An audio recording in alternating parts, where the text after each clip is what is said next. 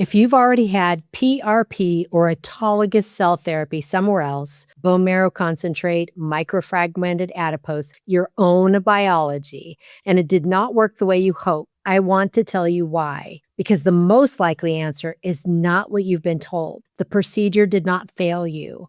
The environment your practitioner placed it in failed you. And almost nobody's having that conversation with patients. I'm Dr. Tammy Penhollow. I'm a physician specializing in spine and joint care and regenerative medicine. I want to introduce a concept that shapes how I think about every patient I treat. 2 patients walk into my office with the same MRI, the same grade of osteoarthritis, the same age, the same activity level, same symptoms. They both receive the same regenerative treatment from me, perform the same way. One of them does extraordinarily well, the other does not. What is the difference? It's not the procedure. It's the environment that the procedure walked into. There is a ceiling outcome and there is a floor outcome. The ceiling is what your biology is capable of producing under optimal conditions. The floor is what your biology produces when the conditions are working against it. The procedure itself does not change. The cells are the same. The technique is the same. The product is the same.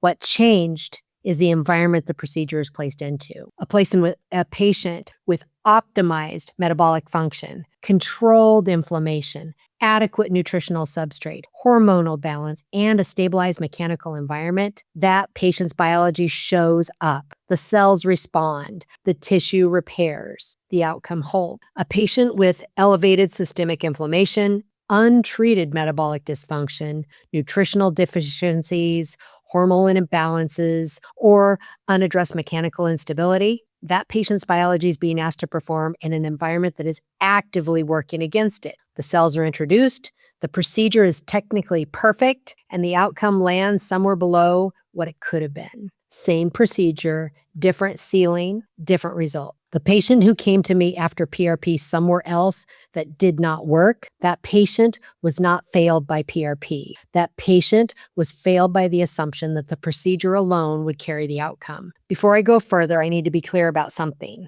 What I'm about to walk through is one of 2 major factors that determine whether your regenerative procedure produces a ceiling outcome or a floor outcome. This video is about the first one, biological readiness, the patient side of the equation, what your body brings to the procedure. The second major factor is what's in the injectate itself and how it is processed. And I want to be direct with you about something very important. Everything I'm about to say in this video assumes the injectate side is being done right, that you're receiving an appropriate size draw of your own tissue, not a token 10 or 15 cc's of blood spun in a low-quality kit or a test tube, not a birth tissue product of uncertain cell viability, not exosomes of unverified origin, that the product is being prepared thoughtfully in a high-quality system with a cellular composition and concentration that actually does the work, and being placed via precise image guidance. If the injectate side is wrong,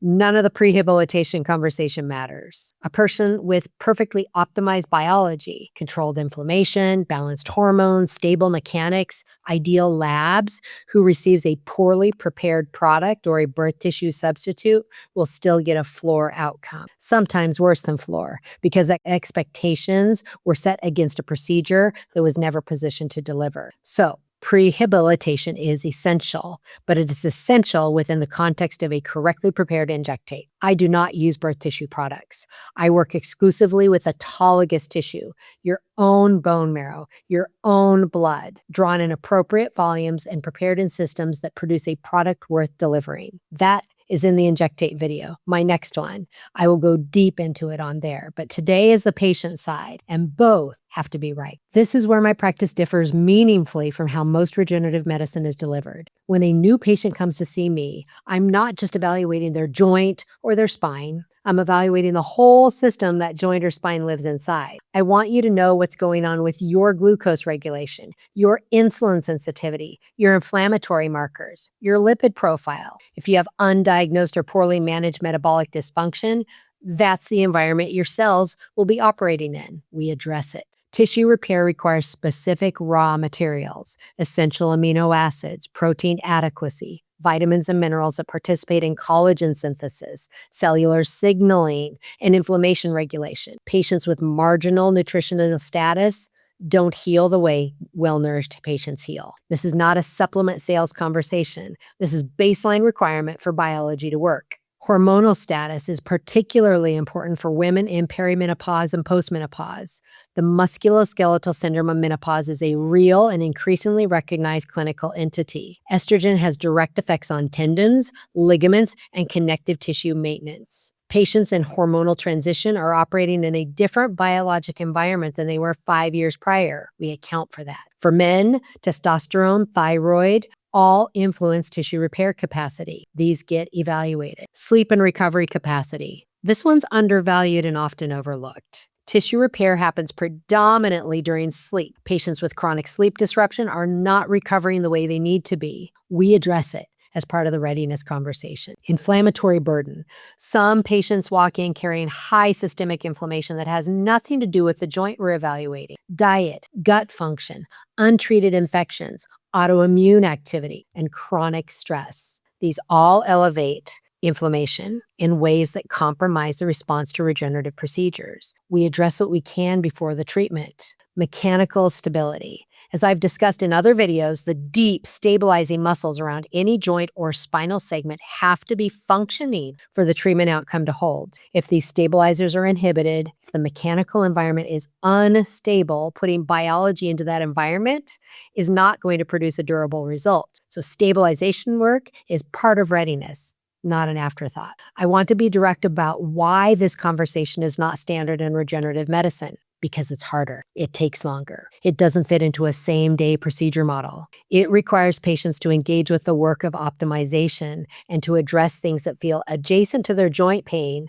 but turn out to be central to the outcome. And many practices do not have the time, the infrastructure, or the philosophical commitment to do it this way. So they offer the procedure. The patient pays for the procedure. The procedure is performed correctly, and the outcome lands wherever the patient's unaddressed biology allows it to land. That's not a failure of regenerative medicine. That's a failure of the model that delivered it. I use the term prehabilitation deliberately. It's the work that happens before the procedure to position the body to respond to the procedure. Prehabilitation includes everything I just walked through: metabolic optimization, nutritional adequacy, hormonal evaluation and optimization, sleep, inflammation, mechanical stability. It also includes lab workup.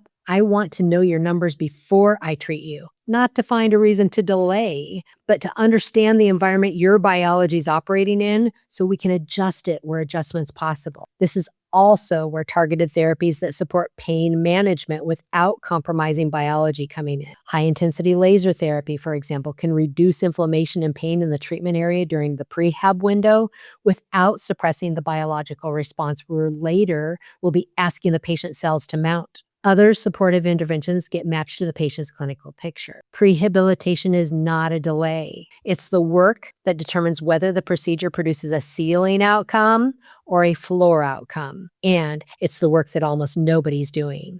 I want to describe the patient population I see most often that confirms this philosophy. The patient who has already had PRP somewhere else and it did not work, or it worked partially, or it gave them 3 or 6 months and then faded. They come in disappointed. Sometimes they're blaming regenerative medicine in general. Sometimes they're wondering if they're just not a responder. And almost universally, when I evaluate them comprehensively, I find unaddressed factors: untreated insulin resistance, suboptimal vitamin D status, hormonal changes that occurred between the time of their procedure and now, sleep deprivation that has been chronic for years, mechanical instability around the treated joint or spine that was never addressed in rehabilitation. So the procedure was not the problem. The environment the procedure was placed into was the problem. And when we address those factors, then proceed with comprehensive treatment, the outcomes are different. That's the conversation regenerative medicine should be having with patients from the beginning,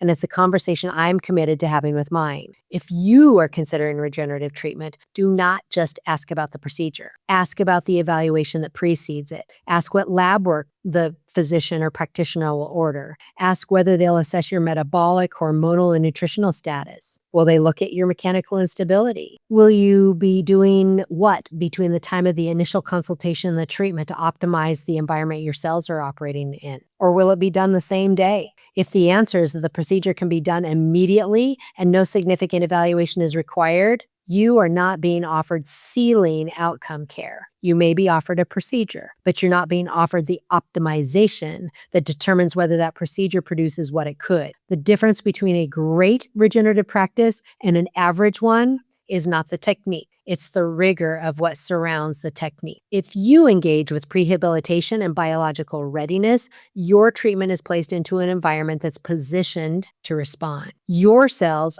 are asked to perform in a system that supports performance. Your outcome reflects what your biology is actually capable of, not what your unaddressed environment is limited to. The result tends to hold because the underlying conditions that would have undermined it have been addressed. If you proceed without prehabilitation, the procedure is performed correctly, the technique is sound, but the cells are introduced into this environment that may be working against them. Inflammation, metabolic dysfunction, hormonal imbalance, nutritional deficiency, mechanical instability. Any of these may quietly limit the outcome to a floor rather than a ceiling result. And the conclusion you walk away with, regenerative medicine did not work for me, is not accurate. What did not work was the assumption that the procedure could carry the outcome without the system around it being addressed. In my next video, I'll walk through the second major factor, what's actually in the injectate, why the product itself matters as much as the patient does,